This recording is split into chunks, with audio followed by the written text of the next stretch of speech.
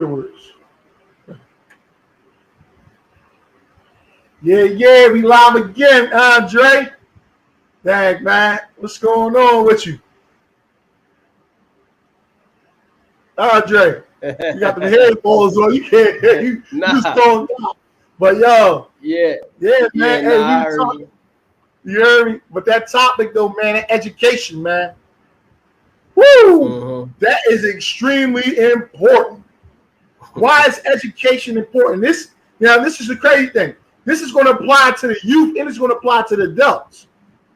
Because you got to remember, growing up, Andre, how many times did our parents tell us, go to school? Or wherever care we were in, they say, go to school, get your education. Because we didn't know that literacy will be the future of everything. You see what I'm saying? The So foundation. it's the foundation of life. Mm-hmm. Reading, writing, and arithmetic. That was an extreme foundation. That's extreme foundation of life. Without it, you can't do nothing. You can't work nowhere. You can't drive nowhere. You can't read the stop sign. You can't read the street sign. You know what I'm saying? So Mm-hmm. that's extremely important. And like you said, we're going to be talking about how we were able to, get educated through behind bars or while incarcerated. So go ahead. If you want to kick something off, go ahead and kick something off, concerning this. Yeah. Well, for me, I got kicked out of school a lot. You know what I mean? When I was young, Uh-huh. and I was actually. It wasn't because I couldn't understand what was going on. It was just because I didn't go to school enough, and I was always getting into stuff at school, fighting and so forth and so on. Yeah. So I missed out on a lot of school. I missed out on school Uh-huh. so much that I started being put in different placements and group homes and so forth and so on. So it got to a point where I didn't uh I didn't know nothing but the streets. Mm. So the only thing I knew was the streets, man. That was the only education, the only real education that I had. And that became most evident once I came in contact with the system. And Uh-huh. Uh-huh. they start talking that foreign lingo real quick. You know what I'm Yeah, saying? yeah. Yeah, And you don't yeah. know what's going on. They start fast talking with that third Yeah. tongue. So Woo!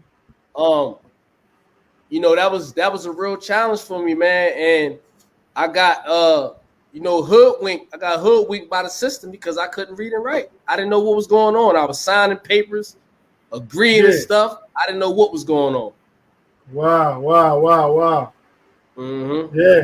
And you got a point, and it's crazy because, like you said, so when we fall at that age, you know what I'm saying, 15 years old, right? So mind you, we're barely in high school, right? We're barely in high school. Then on top of that, when you in there, even though they'll try to provide the schooling, but how many times when we had schooling, we were locked down because of people we was fighting on the block or riots on the block? Or how many times when we do go to school, they don't really teach us nothing. But for the most part, when certain people or certain principals were in charge, um, it depends on how they would take it, how serious they would take it. Because there was sometimes, man, they would just send homework to the blocks and stuff like that. And how you going to learn without being in the classroom setting? What if you need help doing things? You know what I'm saying? So for the most part, like you said, when we decided not to go to school when we were younger, but at least we had got a little bit of education. You know what I'm saying? But at the same time, growing up behind bars, you know what I'm saying? How are you going to be able to learn, right? If you're so distracted with different things that's going on around you. When your peers is laughing at you, saying, oh, well, you going to school, when they couldn't even read and write themselves. You know what I'm saying? When you had to help them write letters. You know what I'm saying? When you had to help them write out legal documents. You know what I'm saying, Andre? Like, Mm-hmm. it's a big difference. You know what I mean? Like when you talking, the education. education, that's something serious. Like I said, this can apply to adults and it can apply to the youth, because it's a lot of things that the adults, we definitely try to, bestow upon the kids. You know what I'm saying? Because it's things that we know now that if we would have knew it back then, you know what I'm saying, we wouldn't be in the predicament that we're in. You know what I'm saying? So that's something extremely profound, education, man. Like, it took me a while, like, even though I was educating myself in there, I was going through classes, and it took me a while to do that, getting education, trades, getting through different classes, college classes, et cetera, et cetera. But that stuff didn't come overnight. That stuff took time. You know what I'm saying, Andre? Mm-hmm. You know what I mean? Sure. So expound just a little bit, because I know a lot of people are watching, right? Because when they hear some of your story, right, or when they say you was illiterate, right? You was illiterate, but turn around, educated yourself, and turn around and sue the system. You know what I'm saying? Just from educating yourself. You know what I mean? So I want you to go in on that a little bit. Just let them know, I'm saying, how you were illiterate. Then now you got all these books, the books in the background I see there, the handbook, all these different things by you, Andre Jacobs, under Supreme Network. Tell them a little bit, and I'm gonna back off of mine too. But I'm quite sure, because there's a few people that ask me like, he was illiterate, turned around, got his legal degree, da. I want you to expound on that on. Yeah, I mean, like you said, man, when I first went to prison, I was 15. I could barely read and write, man. I probably knew a good handful of words, and I knew how to spell my name. Wow. And I had to communicate. That was the thing. Like, I had to communicate. I was suffering a lot, you know what I'm saying, on the inside, internally, a lot of frustrations and confusion about my life, about decisions I was making, why I was making bad decisions, why my life unfolded the way that it unfolded. So, I started writing poetry. But even before I could write, it's crazy, because when I was in placement, I used to get dudes to write my letters for me. And girls used to be asking me, like, why does your handwriting be changed? Yeah. Talk at me. But look, like, I used to be the one telling them, like, yo, tell her this and this and that. You know what I'm saying? Like, I knew what I wanted to say, but I just didn't know how to spell. You know what I'm saying? So I had a couple different dudes. One dude was from Lebanon. I can't remember his name. I can't remember neither one of their names, but I remember them. You know what I'm saying? I used to be like, yeah, yo, look, I need you to write these letters for me. I just got this letter.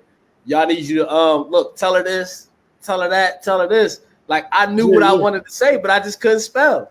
Couldn't spell. You know what I'm saying? Yeah. So when I went that was when I was in placement. When I went to prison, I started getting into, like, just creative expression. You know what I'm saying? Writing different ideas, writing poetry, and all that different type of stuff. And even though I wasn't spelling it right, even though I wasn't spelling it right, you know what I'm saying, I still knew what I wanted to say. Yeah. But eventually, man, like I tell people, I got me a dictionary, and I had this one book. You know what I'm saying? I used to always reference the book and then look in the dictionary and find the words, get the meaning, ask people how to spell it. You know what I'm saying? And I just kept doing that, man. I started learning how to read when I was like 16, man. Woo. I was like 16. Matter of fact, I went upstate when I was 16. So I was down in county. I was 15. I started reading. By the time I was like 17, like I had a pretty good flow. You know what I'm saying? Yeah. I had a pretty good flow. And by the time I was 19, I had my GED. Wow. When I was 21, I started studying for my paralegals degree. Yeah. Yeah, and a lot of people be thinking too that I won my case after I got my paralegals degree. I actually got my paralegals degree after I won my first case.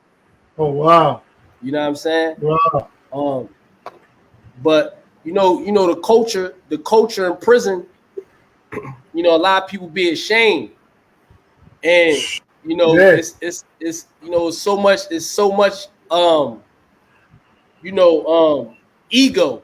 It's so much ego in there that this dude that might have been a big time drug dealer or might be a good basketball player or might has certain athletic skills or whatever is he popular in the prisons or popular in the community, but he can't read and write and don't nobody know it. Right. Don't even know what I'm saying?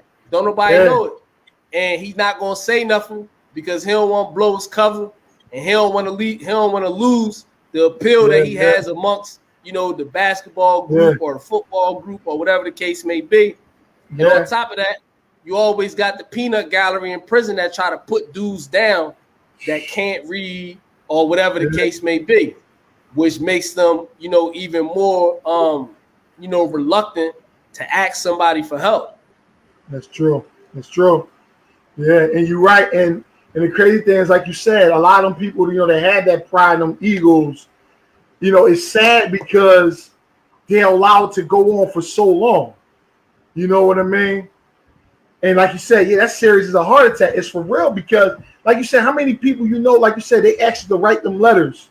Like they used to ask me to write letters. And mind you, I wasn't the highly educated person. I mean, I knew how to read and write, thank God. But you had writers on call. And having the writers on call. And that was important. But people used to tell me sometimes, they'd be like, yo, I take this real serious. Like, please don't tell nobody that I know how to read and write. Like, literally. You know what I'm saying? But like you said, like me, when I went upstate, I had just turned 16, but I was already down since I was 15.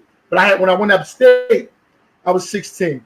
So mind you, going through that process, now throughout the classifications and you going to different jails and stuff like that, throughout that time, you go to school here and there.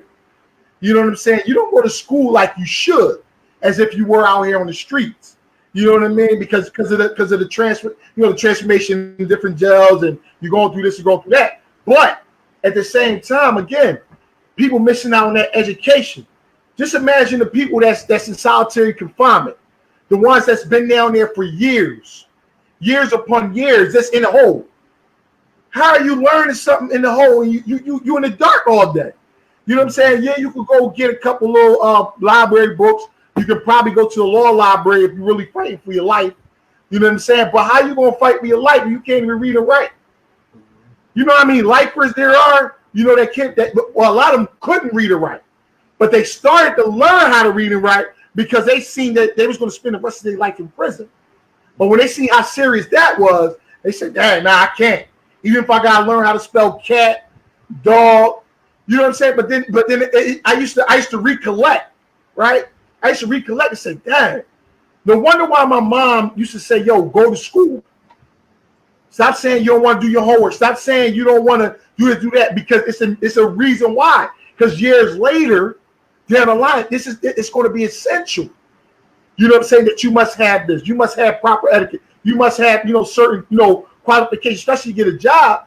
You know what I'm saying? At least, know how to fill out an application. You know what I mean? So my thing is when these things, come about, like I said, when I started learning, like I started, taking classes and, like I said, I wasn't completely like illiterate, but I was able to at least get the gist because I dropped out.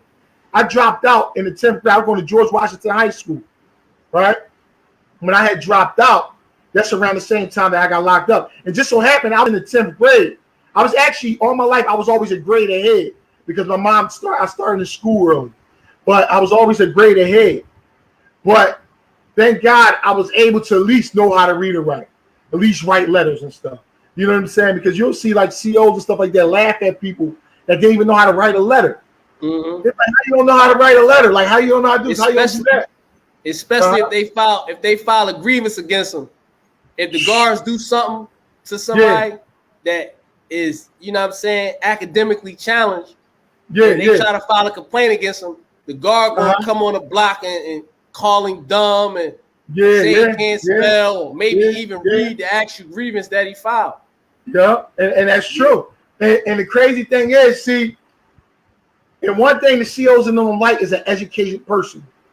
Is an educated person in there because, mind you, like you said, when that grievance process come around, right? When we used to file those grievances and we knew what we was talking about, and we could understand the lingo that they used to try to trip people up on. You know what I'm saying? You remember when we used to write those appeals when we got like misconducts and all that? We used to have to do the appeal like, oh, I'm getting out of this. I remember one time they put me on I did something. I refused the order. I did something stupid. I was a young dummy. So I refused the order. So I said, so they sent me to the hearing and all that. So they gave me like 90 days cell restriction, 90 days no yard, 90 days all of this mess, right?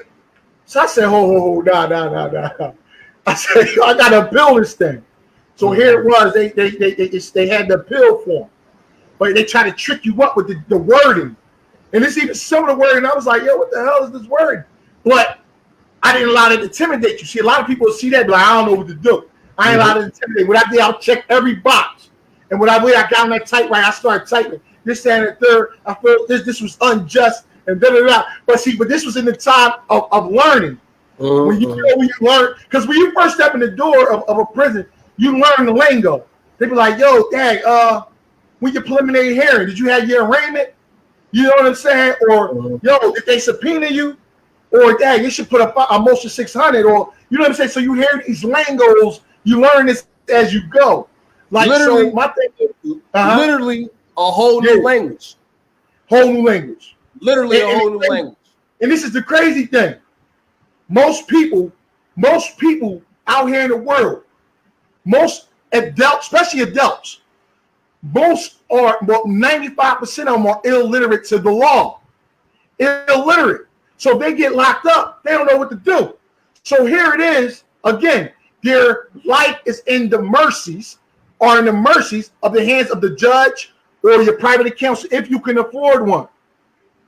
So here it is. You don't know nothing about what's going on. This is why education is important. Like I said, I still got my law books. I still got, different stuff, because, again, a lot of people are illiterate to a lot of things, especially the law, education. People don't know how to, where to file certain things. You know what I mean? And again, it just goes a long way of how to, of education and literacy, how important that is. And I didn't know that. I didn't know how extremely education was. Well, I was real into them, Malcolm X, Marcus Garvey, George Jackson, Sada Shakur. Okay. I was into all them type books. So, okay. It became very clear to me that, in the slavery times, how serious they was about beating and killing slaves for reading, for having Bibles, for being caught reading. So, me just being a perceptive person that I am, I'm just why would somebody go out of their way to prevent somebody to learn how to read? Yeah, absolutely. And you're right. They say that was the most dangerous thing you could do was allow slave to know how to read. So, but the crazy thing is, and I don't mean to get off to this trail, but the crazy thing is when they didn't know how to read or write, they learned how to communicate in different ways. Rather it be singing, you know what I'm saying, on plantations, rather it be, like I say, singing certain songs, go to the water. Sometimes, this crazy thing, they used to braid hair a certain way to show them directions of escape routes. I didn't know that. I didn't know that either until I started reading up on it. They used to braid the kids' hair, to see which directions to go. I didn't know that. You know what Jackie said though? A lot. She said, "I salute y'all. I felt helpless when it came to grieving. It's hard to have a voice for yourself in prison, and you be having a lot of the people around you be like, man, you can't win no grievance. They gonna deny it, et cetera, et cetera, et cetera. And the prison is gonna make you think that you can't win. Oh, grieve me, I don't care, et cetera, et cetera, et cetera. You need to know how to. You need the right spelling of my name. Let me spell my name for you so you get it right. Yeah. All psychology, all psychological games they try to play. That's it. Try to beat you down and make you think that you can't win. And guess what? And guess what? When you went through with that process, right? Whether you kept going, appealing, etc., they respected you after that. Because they see you wasn't ignorant. Even though they probably would have messed with you, sent somebody to you, shake down to your cell, you know what I'm saying? But they respected you because they like, nah, this boy know what he doing. You know what I'm saying? Like he's not one of the illiterate ones. Because there's a lot of kids illiterate. I had this one dude, right? His name was Casey Cleveland. He was a lieutenant of Albion. Okay. I know you're talking about. He go, oh, you know him? I know you're talking about, yeah. Yeah, he goes online. Yeah, he goes online and say, y'all on here talking about Andre Jacobs like he's a god or something. F that nigger and F you too. What? They ain't say that. Yup. Wow. Yup. But so he did it. So he did it anonymous. But my people tracked his phone. She did something where she tracked his phone, looked this information up, and found his name. And when I called, she was like, "Yeah, do you know somebody named Casey Cleveland?" I was like, "I know a sergeant of Albion," because I was on RIT at the time. I'm like, "I know a sergeant up there named Cleveland. I don't know what his first name is." So when I went back on RIT, I pulled him to my door. I was like, "Listen, man, how you doing?" Woo, woo. I'm looking at his name tag though.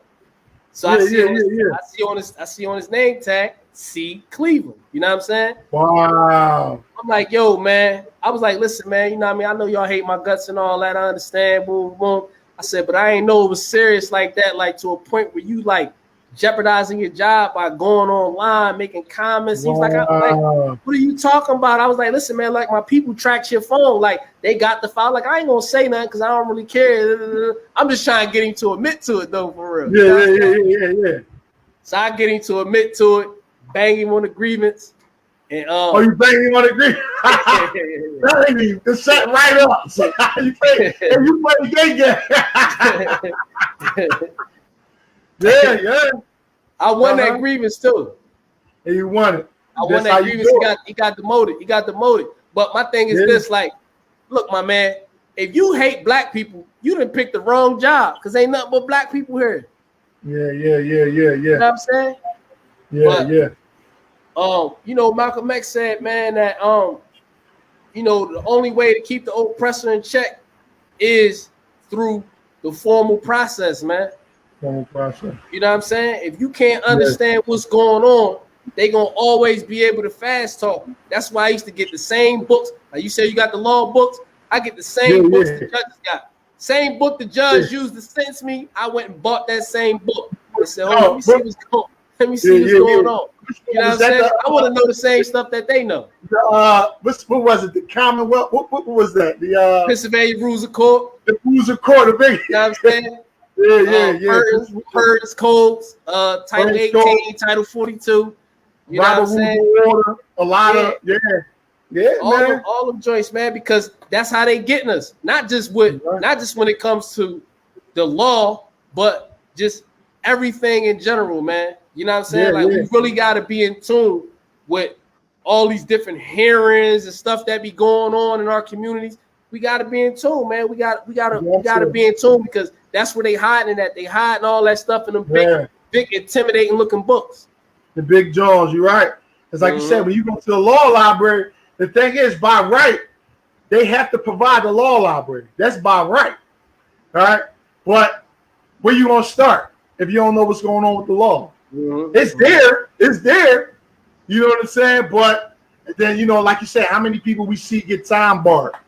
How many people we see fail to hit the statute of limitations? You know what I mean? So here it is. Once you hit that statute of limitations and you try to file PCRA, now here they go talking about, oh no, you're time barred. I'm sorry. Then they say, hold up, I ain't know.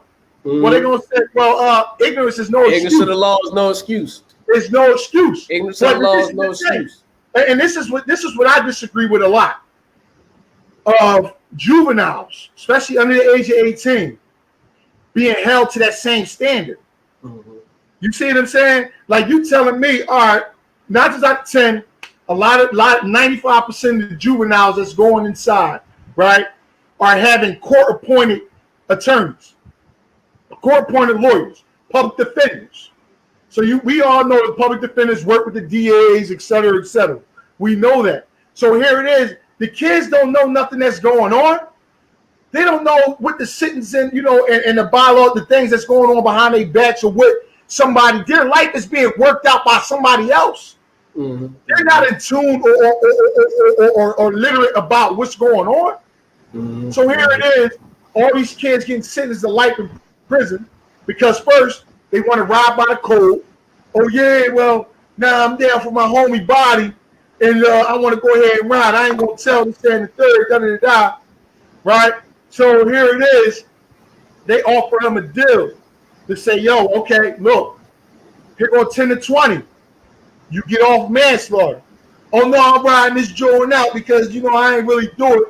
Next thing you know, they just stacked all these charges on them, then they crack them in the head with life in jail. Mm-hmm. And you know how hard it is to come back off a life sentence. Mm-hmm. You know how hard that is, man. I know how hard it is. I know how hard it is. Listen, I fought one of my cases for like 8 years, right? Yeah. So boom, I'm making these same arguments for like 8 years. 8 years. I get this lawyer, he's a gun. He come on my case. He like, listen, man. He's like, he was a corporate lawyer. So he didn't know a lot about criminal law. And he told me that. He's like, listen, man, I'm a corporate lawyer. You know what I'm saying? Like, I'm real good with corporate law, negotiation, and things like that. He said, I don't know a lot about criminal law, but I see the injustice in your case, and I want to get you some relief. You know what I'm saying? Okay. Yeah. And don't you know, this boy went in the courtroom. He was like, listen, man, they had me in the bullpen. He's like, listen, I'm gonna go up here and I'm gonna try to work something out for you. I'm gonna come back. He came back like 10 minutes later and was like, listen, man, I got a good deal for you, man. 1 to 2 time served, everything ran concurrent, case over. He said, you want it? I said, yeah, give me that. Mind you, though, like I said, he used the same arguments that I was using for 8 years straight. 8 years straight. You know what I'm saying? Because he was a lawyer. You know what I'm saying? Because he was, you know what I'm saying? He knew how to, you know what I'm saying, weave in the circles and all that. But that's what I be telling people, like, you know what I'm saying? It ain't always what you know is who you know. You know what I'm saying? There's a lot of that. There's a lot of that in that system. There's a lot of, you know what I'm saying? Your lawyer know the judges, your lawyer know the DAs, and you know what I'm saying, so forth and so on. A lot of that stuff come into play. Now let me share something with you though, right? Yeah. Hold up. Jackie said we had a cart of books in a multi-purpose room as a law library and no instruction as to what applies to you or how it applies to you. Wow.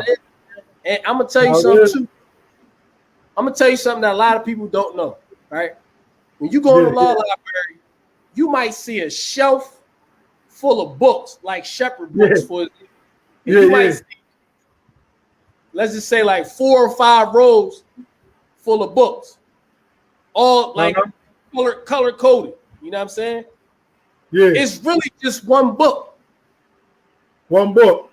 It's really just one book, but it's just compiled over a period of years and years and years and years. So it's so many editions of that same book. Once you learn the process of how to get the information out the book, then it's less intimidating. You understand that you don't need to know how to read all of these books. You know what I'm saying? It's true. It's true. When we speak of education, man, it's a very, very broad term. Education, a person might have an educated eye. Let's just say, for example, like a stylist, you know what I'm saying? Or a seamstress, or somebody that's real heavily into fashion. They can look at something and be like, oh yeah, that's this material, or they did this to put that together. You know what I'm saying? Education comes in a lot of forms, man. And when we was growing up, we grew up in, poor and disadvantaged, impoverished areas. So we got the worst of education. and the worse the education opportunities. But when you go to these real important schools, these teachers is real tuned into a child's potential, all the new information on brain science, all the new information on learning styles. I read this one book, I think it was called Seven Learning Styles or 7 Ways of Learning or something like that. And it was just basically that everybody has a certain way of learning. You dig what I'm saying? Like a person might be able to give you numbers and you understand math, but this dude that know how to play football, he understand math too. You dig what I'm saying? He just understands in a different way. So you got a lot of people that might not know how to learn things the same way that you learn them, but it's nothing wrong with them. They just need they just need to have the right platform of people that, you know, educators that got the right information, updated information that could show them and deliver them the same information in a different way. That's true. That's true. You know what I'm Yeah, saying? yeah. And all that, like you say, all of that plays a good part. Education. Like I can recall a principal back at Pennypack House School, back at the House of Correction, by the name of Mr. Hildebrand Pelzer. Because you have some educators that do want people to have an education. You know what I'm saying? So, but it's very seldom do you find that. But I have found a couple that were inside. Like I say, Hildebrand Pelzer, which is a principal, well-known principal in the city of Philadelphia. Mr. Michael McGaw was a tough business teacher. I'm talking about he was a beast, you know, well-known millionaire. Like, he was a beast. And a lot of that, you know, I used to try to cling to the ones who had a lot of education. But, you know, and I encourage people, you know, even from inside, because I know we was talking about like some of these videos going to be going inside so a lot of the guys can see, you know, but you have to cling to that education. You have to cling to people that know what they're talking about. You know what I'm saying? And you're right. Like even from education, but even over, like you said, even with the law too, because when you're dealing with prison, you're always going to deal with the law and education. You're always going, because you're going to be doing a lot of reading, a lot of writing. You're going to be doing a lot of, you know, filing and et cetera, et cetera. But you always want to be educated, man. And like I say, I feel bad because it's a lot of people, like you said, a lot of big tone dogs, cats that was cold hustlers, killers, you know, had blocks, you know, they was hood rich, they had a lot of money, but they knew how to count. The math, sometimes math was no issue. You know what I'm saying? Writing that commissary sheet out, you know, the numbers was no issue. But it just came time when it was time to write. You know what I'm saying? Anytime it came to writing or something, they always looked at somebody else and say, can you help me with this? But like I said, and speaking on writing, I remember you mentioned that you used to write so much that your hands used to bleed. Like you know what I'm saying? And that's showing your commitment and your determination. Same way you have those books, you know, behind you. I know you want to introduce them. You know what I'm saying? I was just thinking, because I just got, actually one of my books just got finished typed up. There's 2 on my head, but I'm published like one at a time. But the thing is, I actually wrote that book some years ago, but I just was waiting to do a little more, accomplish a little more things. But I'm thinking in my mind, like, being home 5 years, that's an accomplishment in itself. You know what I'm saying? Like that goes a long way in itself. You know what I mean? So that alone could just say, look, like, this thing is published. You know what I mean? But at the same time, I gotta remember, but I just thank God that I'm able to do that. I'm able to understand, you know, what it is, you know, to be literate. You know what I mean? And that's very important, you know, to a lot of people that's out there listening. It said can't type. It is learning to learn, and it starts in preschool or before. Attention and self-correcting and a ton of other skills. Yeah. She said, you know, can't type. Like you said, how many you had your typewriter, right? You had your typewriter out there? Nah, not for most of the time. Oh yeah, okay. Most of the time I didn't have it. And then when I was at Fayette, they had one. They had one in the law library. But you know, the typewriters got that metal rod. Got the metal rod that keep you joining there. You used to always take the metal rod out to make knives. Yeah, yeah, yeah, So yeah. They took the typewriter. Yeah, but they started giving. I remember when I was like in the organizations. I was in like the CDO. You know, I had like the life organizations, the JCs. They have all the different organizations. Well, I was in one of the organizations. They used to give us a typewriter because, well, I was a treasurer. I was partnered with one of the treasurers, so they used to give you typewriters over there. But I didn't necessarily buy. I never bought one. But the majority of the time I had to type, I just go to the library and type it up. Yeah, But, I mean, I eventually had one when I was in the box, but for most of those years I didn't. I did mostly writing with an ink pen. Ink pen, yeah. I got a lot of stuff still written. Talking about 100 page documents with an ink pen. Not even an ink pen, but the inside of the ink pen. Remember, they ain't give you the outside part in the box. Yeah. The whole they didn't give you the outside of the pen. They gave you the inside of the pen. The little rubber. They need a little rubber joint too. The little rubber joint. Yeah, now can't peel. Yeah, usually they take the hard part off and give you the flimsy part. So you wouldn't be able to stab nobody with that joint. Yeah. So no one really knows how incredibly difficult it is to learn with what they allow you to have. Yeah, that's true. It's been you see some man. Listen, you see some weird ways of learning things. Like even learning how to cook. Like the way we used to cook, like with the stingers. Like, you know what I'm saying? Like how you drop the extension cord in with the water, the salt and the water, drop the extension cord in, bang.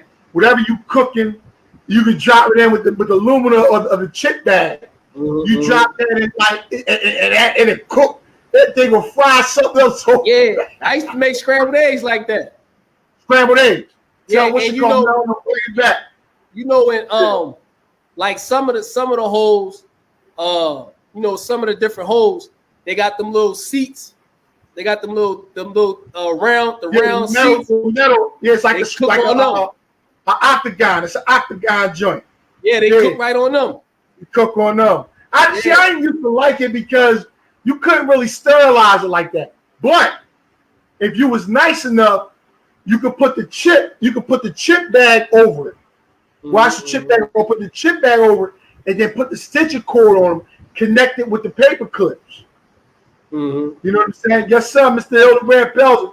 This is Andre. This is what I was talking about. Mr. Hildebrand Pelzer, one of the top principals here in the city of Philadelphia. He's really like inclined with education, with kids that's incarceration. You know, he's big on that. He has books out too. Mr. Hildebrand Pelzer, if you could drop your link, your website link and where to order your book from. He has a lot of things about potential with the youth. You know, potentials in the prison, potential with incarcerated juveniles. He's one of the reasons why. Literally, he's the reason why I had to attack education the way I did. Like literally, I got some stuff here, man. Like literally, like pages, like a lot of stuff, man. Like literally, like I'm talking about, like stuff, man. That he helped me, like literally get through from when I got my diploma. Like I'm talking about, like I ain't just throwing pages. Like this really, like I got college transcripts and everything in here. You know what I'm saying? Like this stuff serious. Like I don't know if you can see it. You might can see some of them, but these college transcripts and everything. Like, but my thing is, it all started there. They had that penny pack. Actually, Mr. Hildebrand Pelzer, he was the first. I was the first. Well, excuse me. He was the first one that made the juveniles on the juvenile black authors. That actually, I do have a book. Excuse me. Excuse me, Mr. Pelzer. I'm sorry. I am an author of a book called Broken Promises. I have a copy of it somewhere in my foot. I still got my Foot Locker and everything. But I'm an author of Broken Promises. He the one that brought Dr. Gant down to allow the juveniles to publish their first book. We had a book signing and everything. You know what I'm saying? So these are the type of things. Like you said, see, you have some people that's willing to help you. You have some people that's willing to help. And he was the reason why a lot of us got our diplomas. He was the reason why a lot of us got, GEDs, did our high school diploma project. He brought laptops. So the curriculum changed when he came. Because prior to that, I think we had somebody else. I think we had like Mr. Whites or something. We had somebody, but they wasn't moving out. He came, bring mobile laptops. Like, nah, this is what y'all need. This is the future. So we're gonna invest in that. Mm-hmm. And he used to come so in you know, part of Supreme Network is having mentorships and having educators, having people skilled in certain areas who can serve on a major platform and actually teach. You know what I'm saying? Share the things they talk, share the things they teach people. Have people like you on there to talk about, you know, as testimonials and things like that. So he's definitely somebody that we need to be connected with. So Jackie got a question. Yes, sir. Much respect, Mr. Nate. Mr. Nate, hey, power story too. But guess all right. Yeah, so where we at? She talking about the seat when we was talking about cooking. Oh yeah, the seat. Yeah, the metal seat that's connected to the the newer gels, the seats are a lot cleaner. But you can still, the seat, you can put the aluminum on it, you know, but it's different ways. But I wouldn't cook. I never cooked on it just as on the seat. Like I never did that. Because that I ain't like it. You couldn't sterilize. You know what I'm saying? But now Stanger work, all right, now that was my arena. Stanger work, I had 3 of them joints running at the same time. Got the stir fried rice in one joint. You got the you might have the pizza bagels in one. Then you might have another one, we may be baking a cake in that joint. Baking cake in there. Yeah, on the toilet, Jackie talking about the toilet. We used to make the donuts. Put the donut on there. Put the fire. Make the donut. Put the fire on there, and then fry the summer sauces over top of the donut. Yeah. You can fry it like that. And then another thing, way we educate ourselves too, like say you needed a light, right? This was down the county. How you like the when you take the 2-leaded pencils, we used to break the pencils up. We used to always buy the pencils. You throw the lead in the negative in both sockets, and then you get one. You twist it with the paper, and you was able to get your light. It was just a lot of different things that you'll learn. I did laundry in there and used to use it as a phone. Yeah. Oh, she talking about the toilet. Yeah, you can empty out the toilet. You can empty out the toilet water and use it as a phone. Hey, listen, right?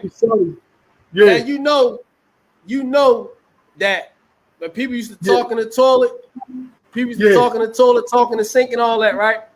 Yeah. And people used to fish. People used to fish through the toilet pipe. Yeah, you can fish through the toilet. Why the girl? It was another girl up there who used to get insulin. She talking about, you ain't got no kids. I'm like, nah. She like, you handsome and da da da. She like, look, I'm gonna send this syringe joint down. Send your situation up, and we gon'. I'm like, you trying to get pregnant through a toilet? Like you tripping? They crazy, y'all. They crazy, y'all. Hey, listen though, right? I want to tell you, right, that even though I had learned a lot and read so many books and felt like I was becoming educated, becoming better, I was still emotionally stunted and emotionally retarded. You dig what I'm saying? And I say that to say, like,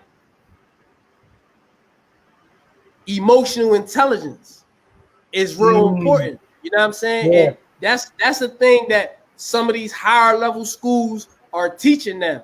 You know what I'm saying? Emotional intelligence, how to understand your emotions, how to identify your emotions, the signs, you know, to pick up on, to let you know that you might be feeling off a little bit or that something made you angry, how to track the origins of your anger, how to, you know, feeling inadequate, you know what I'm saying? Like all of those different types of things, you know what I'm saying? That's very important because like you could be, you know, mentally, you know, academically, you know what I'm saying, smart or intelligent. But when it comes to emotions and all that, and I think, you know, even adults, you know what I'm saying, deal with that. I think America deals with that issue a lot, especially in terms of relationships and things of that nature. Like when you really try to sit down and talk to people about like, listen, man, like how you feel about this, and like where you coming from with this, like people can't really have them conversations. Yeah. You're right.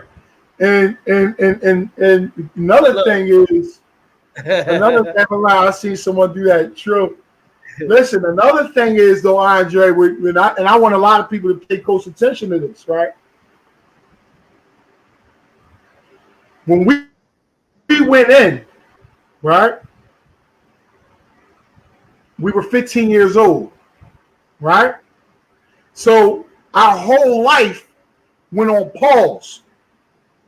It stopped. It stopped at that moment when we went in, right? When we grew up inside there, we learned how to be men inside there. We learned how to defend ourselves. We learned everything inside there. However, when those doors were open, right? Now, mind you, almost 15 years that went by, almost 20 years that went by for you. When them doors were open, the only thing we remember at that door is everything at the age of 15. That's the only thing you remember. That's the only history you got. The only history. Mm-hmm. So here it is. We had to learn how to open up a bank account. We had to learn how to manage credit. We had to learn how to pay a bill. We had to learn how to live on our own. You know what I'm saying? Mm-hmm. So just imagine if we weren't focused, if we weren't educated, if we didn't educate ourselves on the things that were going to be out here, how lost would we be? You see what I'm saying? And this is one of the main reasons why the recidivism rate is so high. Mm-hmm. You know what I'm saying? And like I said, I always refer back to what Dr. Williams writing in his program, right, with his 4 M's, right, with the universal 4 M's. If we don't have a map, we don't know where the hell we're going. If we don't have a mentor, how are we going to be held accountable? If our mental health is not correct, if our mind is not developed in the right way, in the right sense, how are we going to function out here in the world? If we have no mediation, if we don't know how to consider different things, consider our options, where we're going, how can I do this? Who do I have to contact? This, that, and the third. If we don't have these things, we'll return right back to jail. Mm-hmm. You'll return right back to that prison cell. Let me say this, right? Yeah. Prison is set up to make people fail. There's no question about that. Absolutely. However, just like in slavery, same thing happened in prison, is that a lot of things happen for people in prison, just like a lot of things happen for slaves that the oppressor didn't want to happen.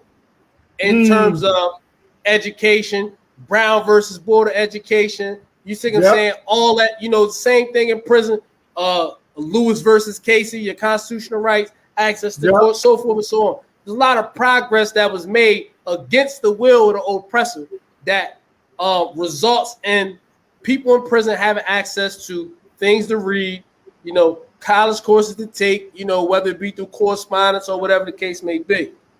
Yeah.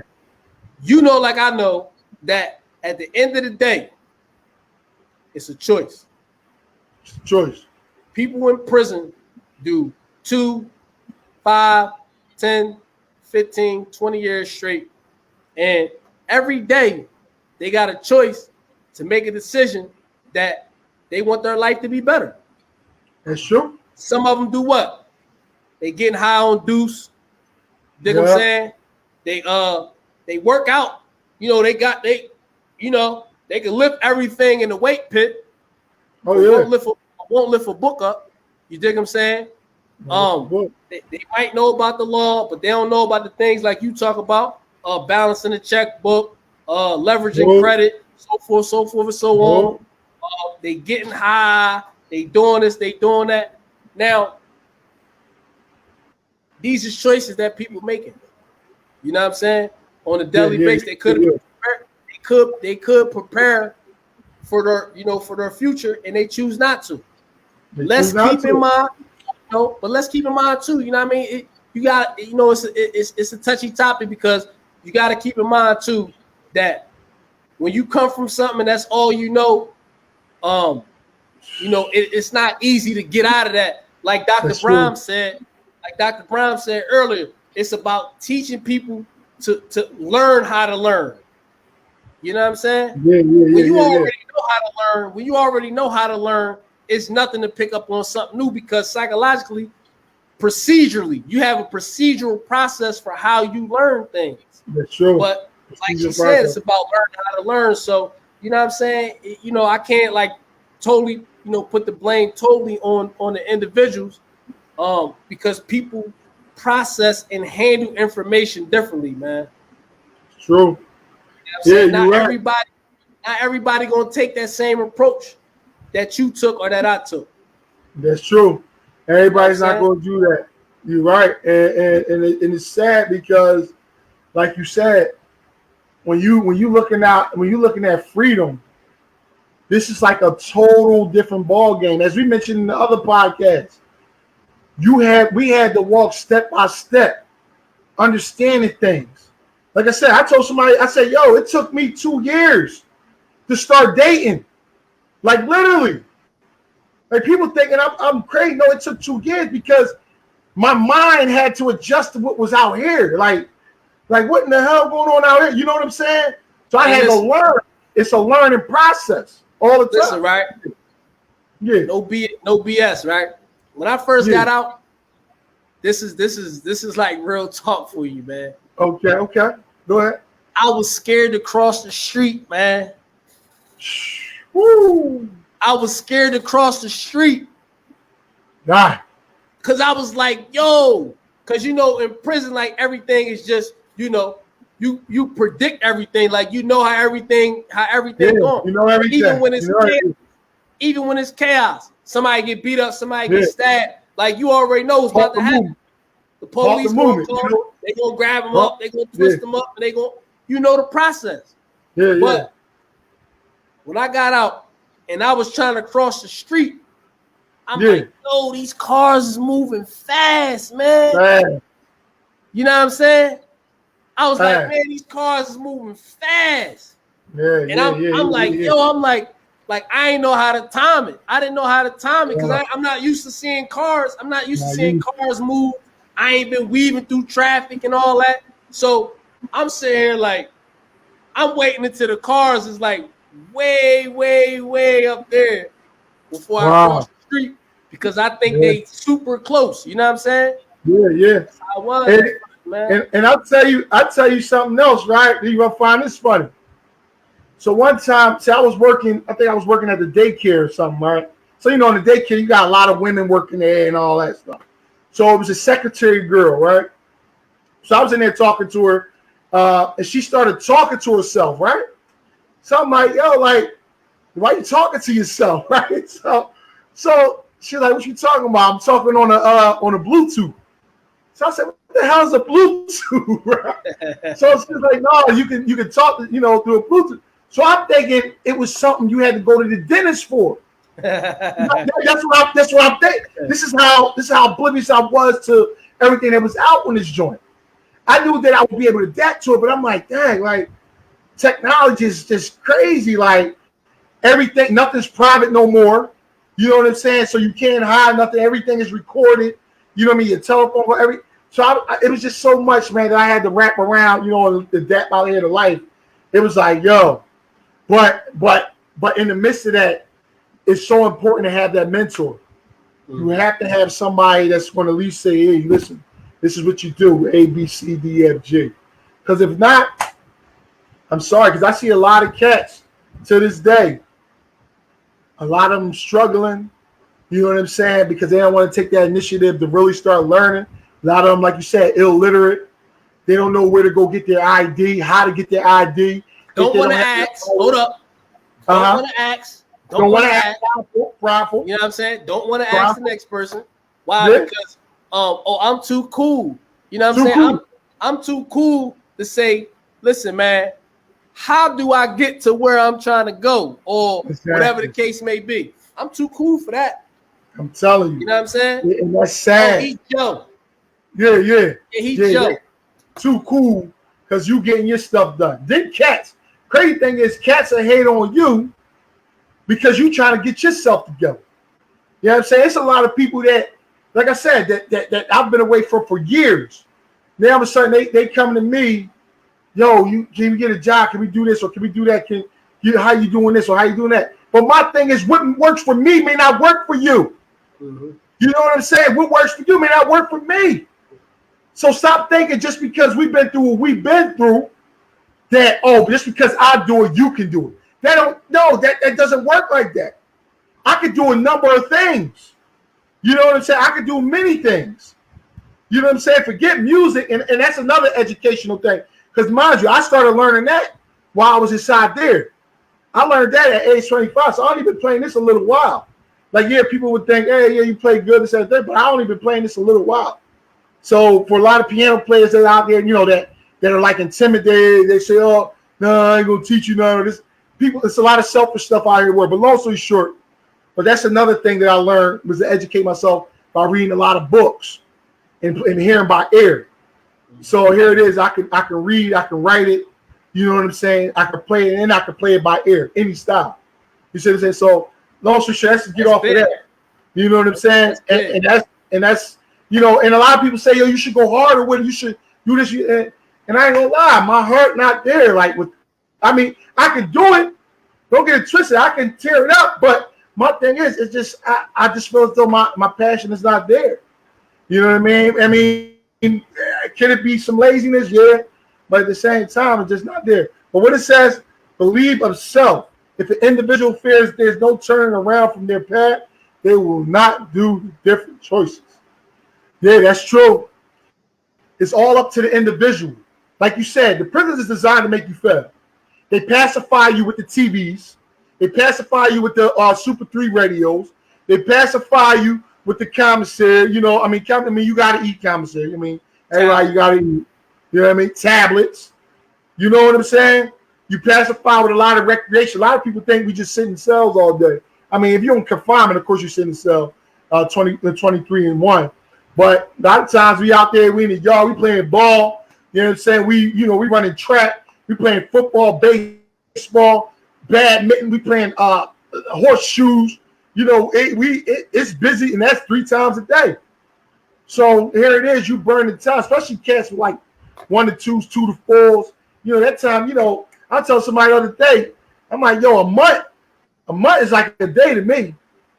You know what I mean? We done did so much thing. It's like a month is like, yo, that's why if I'm ever doing like an event or something like that, I'll be like, and if it's a month away, I'll be like, yo, we gotta make sure we on point because a month is right around the corner.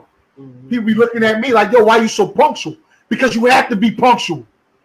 You have to be, especially out here in the world. A lot of people want to come, do things, show up late. You like, how you gonna show up? You can't, man. Get out of here. You know what I'm saying? That's why. And I'm not boasting myself up, but a lot of people respect because of my punctuality. You know what I'm saying? Because I'm on point. I like to make sure things is done right. Not saying we won't make mistakes, but that's it. Lisa, hey, what's going on, Lisa? Yeah, Lisa just logged in. Okay, cool, Lisa. We got to get you on that show. We're gonna get you on that Thursday. I'm gonna try to call you and let you know we're gonna talk. We see if you get there on that Thursday show, Lisa. Because Lisa real educated. She real down. She know a lot of things, man. She put it real deep. She got like her style is just crazy. Like, and she do a lot, you know, community, different organizations. She do a lot of different things. There, Lisa, thank you, appreciate it. But yeah, Andre, yeah, we've been on here for an hour. That's what's up. You know, time. You already know we just Supreme Network G. We just started a Patreon account. You know what I'm saying? We added the different tiers of membership. We offer all members certain benefits. You know, whether you just a supporter or whether you're a business or whether you're an investor, whether you want to invest in the people that's a part of the network who have books, who have businesses, who have products and services. If you're interested in trying to be a brand ambassador for these companies that got products, that's something that we also offer. We connecting those people with those other people and just try to create a very productive platform. My books are available. You know what I'm saying? We got my books, the Money Handbook, the Power Handbook, the Business Resource Handbook, and War Litigation. Nice. War Litigation, I'm going on tour with that one. Start coming September. We're going on tour with that one. It's going to be big. We hitting the universities, the different organizations, and so forth and so on. You know, SupremeNetwork.org. Tap in, show support, show up. You know what I'm saying? Get involved, get integrated into the network. We're gonna start going live on the Supreme Network website. That's private, not public. You know, this is you know, a circle where members only, and we talk about other things that the world ain't really ready for. You know what I'm saying? The world ain't ready to have every conversation, Keenan. Yeah, you're right. You're right. You know Absolutely. We could come on here and try to talk some real serious issues, and people gonna be like, man, they tripping. We gonna get like 2 likes, you know what I'm saying? Maybe a thumbs up, you know what I'm saying? They gonna be like, even though this is the type of stuff we need to be talking about. So, you know, the private lives on Supreme Network and the Patreon account is gonna be, you know, where we talk about, you know, the things that the rest of the world don't really want to talk about. That's true. But, you know, me and you, we come on here, we do our thing. We try to have a good discussion, engage the people on, you know, issues, you know, important, you know, issues that are important to the community and that could be useful to the youth in particular, but also some adults. And, you know, I mean, I know you get a lot of fanfare. I get a lot of fanfare. People inbox. Keep doing it. We love seeing you guys. Y'all good group. Y'all got good energy. So, you know, we're going to keep doing it. We're going to keep bringing it to the people because at the end of the day, we servants. You know, we servants to the people. And it's all about, you know, taking our experiences and giving people something else that they don't got so they don't have to go through what we went through. Yeah. You know Absolutely. Like you said, that's what we're here for. Like you said, sharing what we've been through, our experience. Experience goes a long way, man. You know what I'm saying? Like there's plenty, like you said, we'll be speaking to some law people. People been reaching out. You know, they've been asking about that. They're like, yo, how else better is it to get insight knowledge, but through the people that have been through it? Because a lot of people had that theory knowledge, but don't got the experience. You don't have the experience. You know what I'm saying? But then again, it can go hand in hand. Theory and experience, it can go hand in hand. You know what I mean? You know, but what good is it if you have all the experience and you don't have no theory behind it? That's why I had to understand it. That's why I got back in school. Thank God. You know, I got back. I just got back enrolled back into college. You know what I'm saying? Because it's important to no matter what heights you go to, you know, what heights you reach or whatever, you should always have something to back you up. You know what I'm saying? Have those credentials to back you up. Not saying that, credentials got to take you everywhere, but it's extremely important to have those credentials to back you up. You know what I mean? Like, They go, Renee Rain, man. She's somebody that been interested in coming on a podcast. And I checked her page out. She got a lot of productive and insightful information on there. You know, she told me to tag her in whenever we go live and stuff like that. So yeah. She consistent. I always see her show up. And Lisa Mills, I mean, continue to do what y'all doing, Kings, dropping gems and educating those that aren't so open-minded. Yeah. Thank you so much, Lisa. Yeah, you're right. And you dropped the gems too, because you got a great message that you can share, especially with a lot of these young ladies out here. You know, like I said, we can relate from the male's perspective, from the man's perspective. We can also relate to some areas for the females too. And at the same time, you know, these young ladies out here, you know what I'm saying, they need a lot of help. They need a lot of mentors too. And when they hear words from people that's been through things too, that goes a long way. So, you know, absolutely. Yeah, that's great, man. Well, I think we put in a real strong hour. Yeah. A real strong hour, some change. So like I always tell people, if y'all got particular topics that y'all think we should discuss, you know, we just pick random topics, you know, on the fly. 9 times out of 10, now we just, we got the flow of it. We just pick a random topic. Yeah, let's tell them about this, and we designate that as a topic. But as this platform is growing, and we're getting more and more support, and consistent supporters. If y'all got an issue or a topic y'all think we should discuss or that y'all want to know about, then we're making a priority to incorporate that in the broadcast. Absolutely. But like you said, we ran down this hour. We didn't mean to keep y'all all night. We know it's late. Yeah, it is late. I'm hungry. Came from the gym. I'm back at the gym, y'all. Yeah. It's gym now. I gotta lose this weight. It's gym.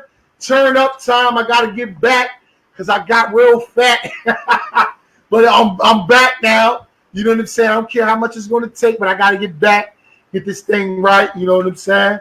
So but hey Shayna, what's going on? Oh, you just coming on, it's all good. But we know you have a great impact too. Shayna's really she's very powerful. Shout out to Shayna. Shout out to Shayna for supporting my books. She bought two of my books.